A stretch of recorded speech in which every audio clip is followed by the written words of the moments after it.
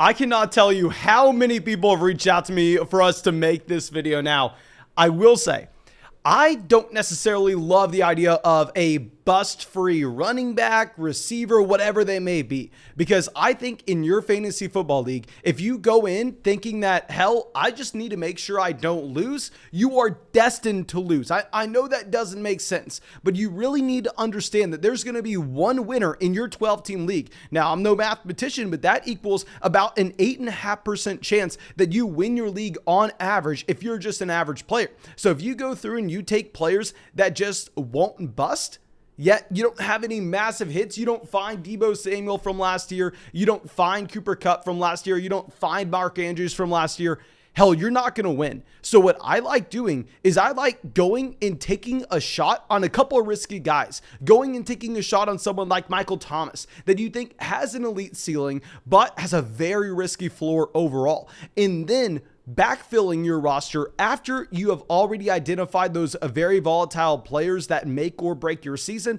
Then you backfill the roster with some of these running backs that I think are very safe bets overall. And let's go ahead. Let's dive into our first guy here. Let's talk about Naji Harris. Now with Harris, of course, you are having to go out of your way and pay up for the security in this position. Now, if you're looking at where Naji Harris is currently going on Underdog Fantasy, this is a running back that's currently being drafted at the end of round 1. This is a running back that is being drafted at pick 9.4 as the running back 5 off the board. And it makes sense because as a rookie, Naji Harris came out and he averaged 18 carries a game. He averaged 5.5 targets a game. That's a 75% carry rate, and that's a 14% team target share on a per game basis. I mean, if we go ahead and if we compare this to another rookie running back that dominated his first season, someone like Jonathan Taylor, you actually had a better workload for Naji Harris overall. Now, of course, Jonathan Taylor, a more athletic running back.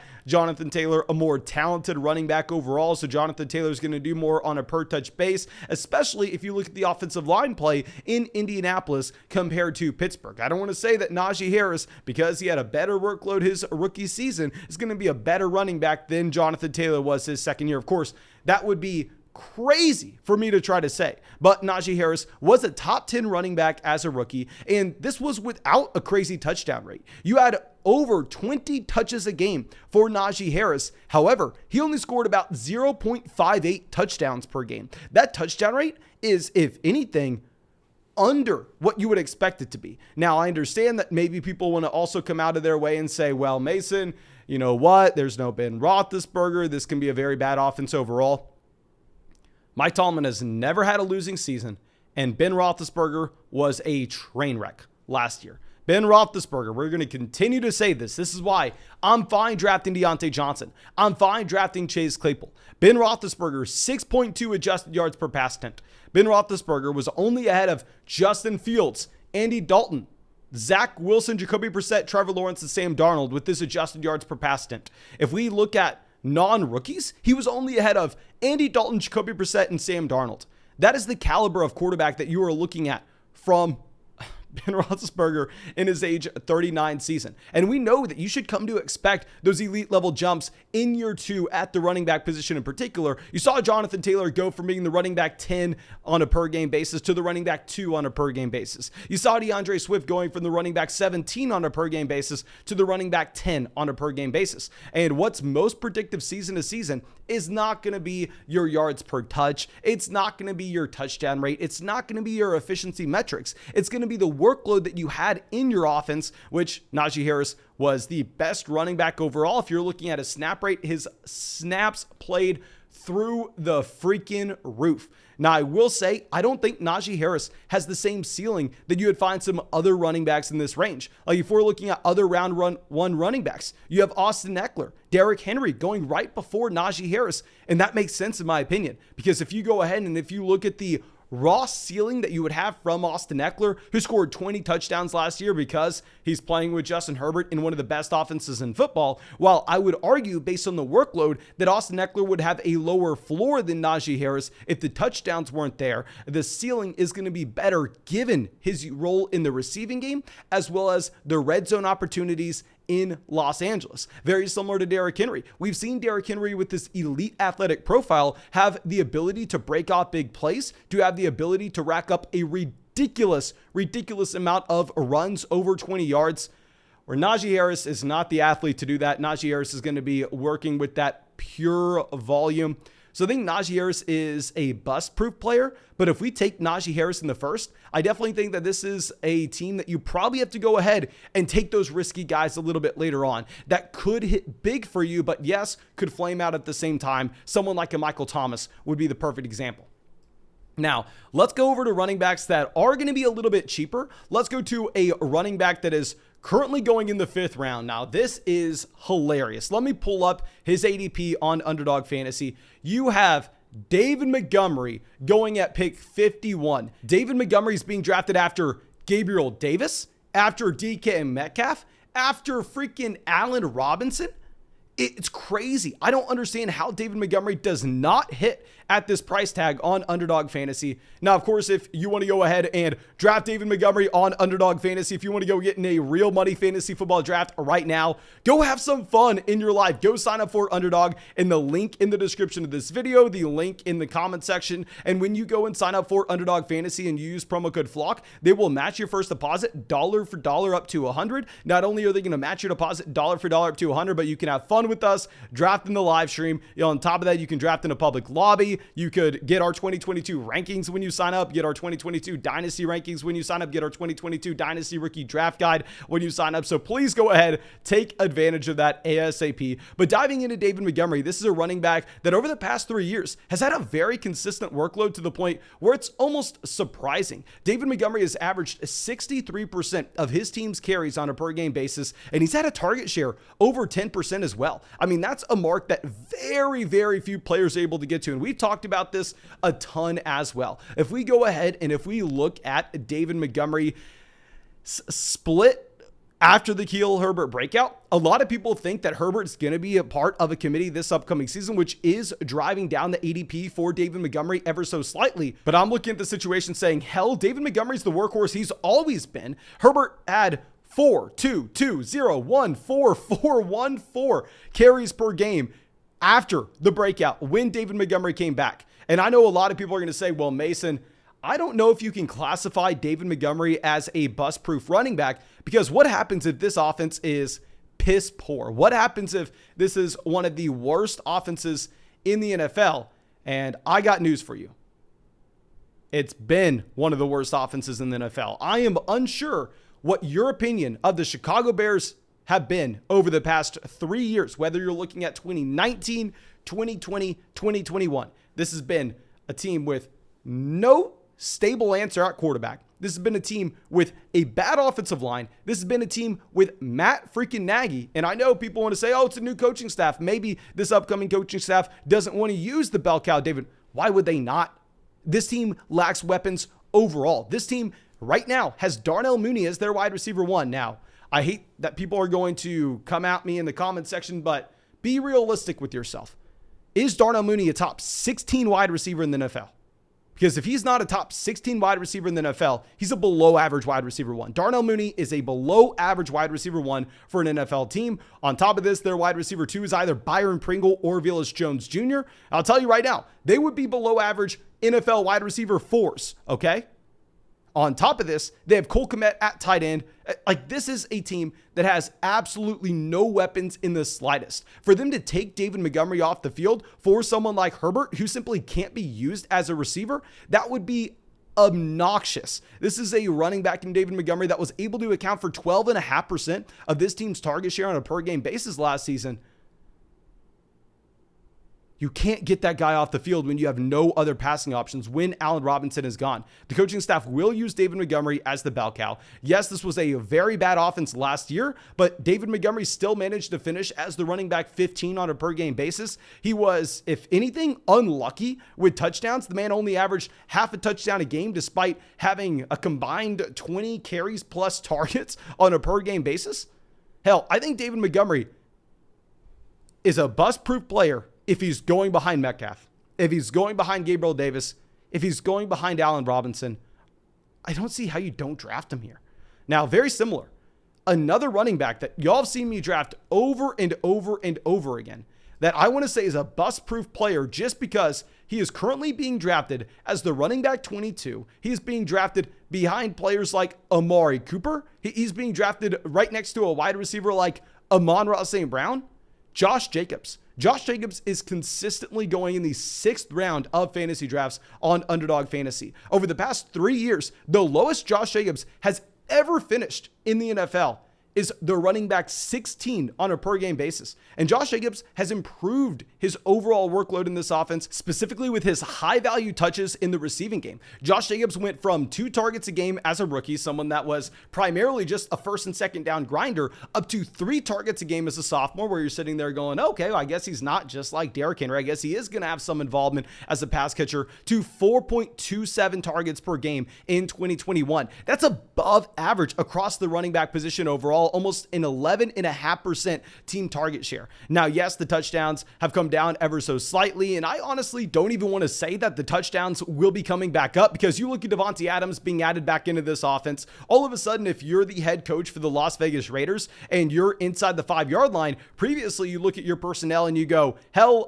I guess we have to get the ball to Josh Jacobs. I don't really know if we have any other options. I mean, are we supposed to go out there and ask Hunter Renfrow to run a fade? No, you can't do that. I mean, once you're inside the 5-yard line, it's probably best to just go ahead and pound the ball up the middle. But now that you have Davante Adams coming over, Davante Adams, the best red zone wide receiver in the entire NFL. And on top of this, you have Darren Waller coming back from injury. So you will have the ability to actually drop back and pass now that you're at the goal line, which the Raiders weren't able to do back in 2020. Josh Jacobs led the NFL in carries inside the 5-yard line. That was one reason why I was fine drafting him on Underdog Fantasy last year when he was going in the 5th or the 6th round. So if I'm looking at a running back that's still on his rookie contract, that has almost no possibility of losing his starting job in Las Vegas. Now, I know they bring in Samir White, but go look at the Samir White profile. This is a running back that's an undersized, between the tackles grinder. He fell to day 3 of the NFL draft compared to Josh Jacobs being the former 1st round pick. Josh Jacobs is like a month older than Naji Harris.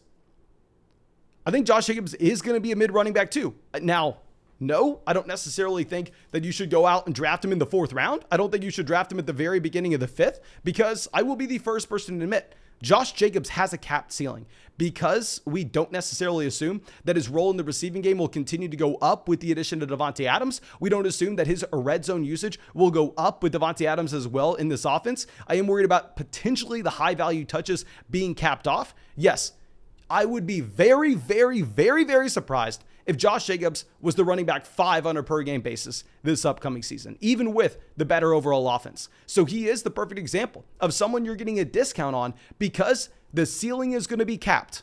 But if we're talking about the floor, I feel like he's almost being drafted at his floor. His median projection has to be higher than the running back 22. So he's the perfect example of someone that you want to take whenever you have those maybe riskier assets early on. Like if you take Christian McCaffrey at pick 5 and then Josh Jacobs falls to you in the middle of the 6th round, hell, you already have the upside. You already took that swing for the fences. If CMC stays healthy, you already have yourself a league winner. So might as well just go ahead, draft Josh Jacobs, get some security, get a player that you don't have to worry about busting because you already have upside in your lineup. So don't necessarily go out and just draft all guys with a high floor. Don't take Naji Harris in round 1, then David Montgomery in round 4, Josh Jacobs in round 5, just so you have security. No, do not do that. But these are specific players that we want to be pairing up with riskier, more volatile assets, just saying, hell, we only have to hit on this one thing and we can rely on steady Eddie Josh Jacobs. Now let's go a little bit cheaper with our next running back. Let's go over to someone that currently is being drafted as, dear God, I'm having to scroll here on Underdog Fantasy just to find his name. The running back 31. He's being drafted almost outside the top 100 picks, being drafted right after Sky Moore, Damian Harris, Tyler Lockett, Kadarius Toney, Allen Lazard, Christian Kirk. Let's go over to Kareem Hunt. Here with Kareem Hunt, Like I said, he's being drafted as a mid running back 3 in fantasy. And if you look at his per game finishes over the past 3 seasons, Kareem Hunt has actually managed to, on average, finish as a top 12 running back, which does make sense. I mean, he was the running back 21 in 2021. He was the running back 22 in 2020. He was the running back 26 in 2019. And if we look at where he derives the majority of his value, it's going to be as a pass catching running back here in Cleveland. We know that Nick Chubb is the between the tackles grinder. Nick Chubb's going to pound it up the middle on first and second down. Where Kareem Hunt is going to shine is in the receiving game, as well as getting some red zone usage. That is what capped off Nick Chubb's overall points per game last year, is when Kareem Hunt was healthy and they got inside the 10-yard line, they were sometimes, not every play, but subbing Kareem Hunt in there where he was able to vulture the touchdowns away from Nick Chubb. And if you're looking at this offense overall, this team was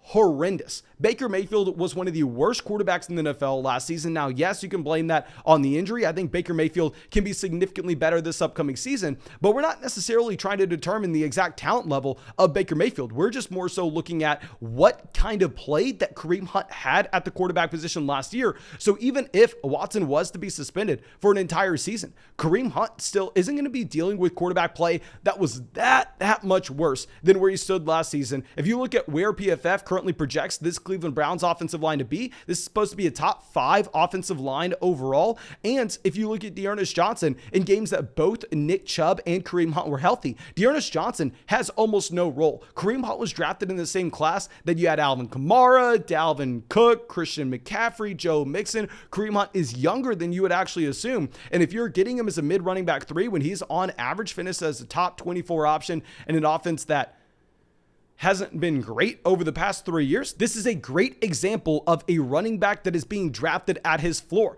And unlike Josh Jacobs, I think that Kareem Hunt has a higher ceiling than where he's being drafted. I would be very, very surprised if you drafted Josh Jacobs as the running back 20 and he finishes as the running back 5. But if you drafted Kareem Hunt as the running back 32 and he finishes as the running back 9, I think that's 100% understandable if an injury were to occur to Nick Chubb and you get Kareem Hunt back to the workload that he had at the beginning of his career. Now, of course, that's in the range of outcomes. It's not likely, but with Hunt, I think it's a unique combination of floor and ceiling. This is not to mention the outside case. Yes, it's a low probability case, but we do at least need to acknowledge it because it's possible that Deshaun Watson plays this upcoming year.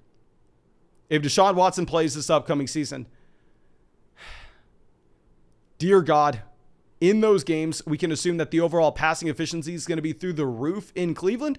And if that's going to be the case, who's going to be the number one benefactor at the running back position in general? It's probably going to be the passing down running back, which is going to be Kareem Hunt.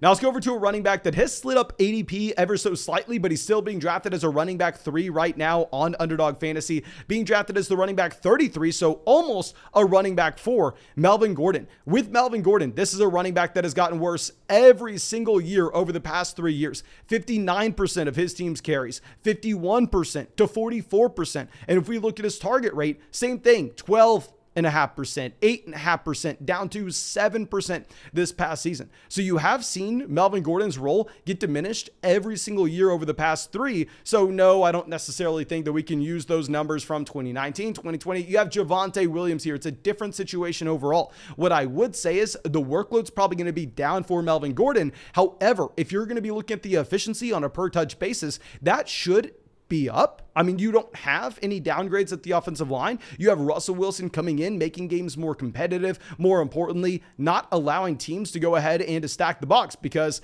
think about it. You went up against the Denver Broncos last year. Hell, you're going up against Teddy Bridgewater. You're going up against Drew Lock. What should you do? You should make sure you have a game plan centering around stopping the combination of Melvin Gordon and Javonte Williams. Now, that can't be the case. Now, you do have to worry about Sutton on the outside. You have to worry about Jerry Jeudy over the middle because you have Russell Wilson as a much more accurate and much more just aggressive passer in general. than Teddy Bridgewater. And if we look at Melvin Gordon, I know we've said this a million times. And no, I'm not expecting Melvin Gordon to be the running back one in Denver this upcoming season. But if you look at games where both Javonte Williams and Melvin Gordon played together last year, you had Melvin Gordon averaging 57 rushing yards a game compared to Javonte Williams at 50. You had Melvin Gordon averaging 13 carries a game compared to Javonte Williams at 11.5. You had Melvin Gordon averaging 13.3 fantasy points per game compared to Javonte Williams at 11.2. You had Melvin Gordon as the running back one here in Denver last season. Now, no, if you look at the contract, I think it's very, very unlikely that this split remains the same this upcoming season. I think it's going to be more of a split, maybe 60-40 in favor of Javonte Williams, 65-35, 70-30, but that's priced into the draft point that you have with Melvin Gordon at this moment if we assume an overall efficiency bump, more sustained drives, and more red zone opportunities in general for this Denver Broncos offense with Russell Wilson here. So I want to say that very similar to Kareem Hunt, Melvin Gordon's almost being drafted at his floor, but there's that hidden upside where I think that you could have Melvin Gordon actually exceed this with an injury to Javonte Williams in his backfield. What's stopping Melvin Gordon from being a top 12 running back? He's done it before in a worse offense. Yes, he's a worse running back now than he once was, but still it's possible. Now, of course, thank you so much for being a part of the Flock Sport of the channel. I really hope you enjoyed this video. If you did, please go down there, drop a like, subscribe. And yeah, you know, I'll be live streaming every single day. I appreciate you. I hope we get to see you out in a live stream sometime soon. And I hope you have a great day.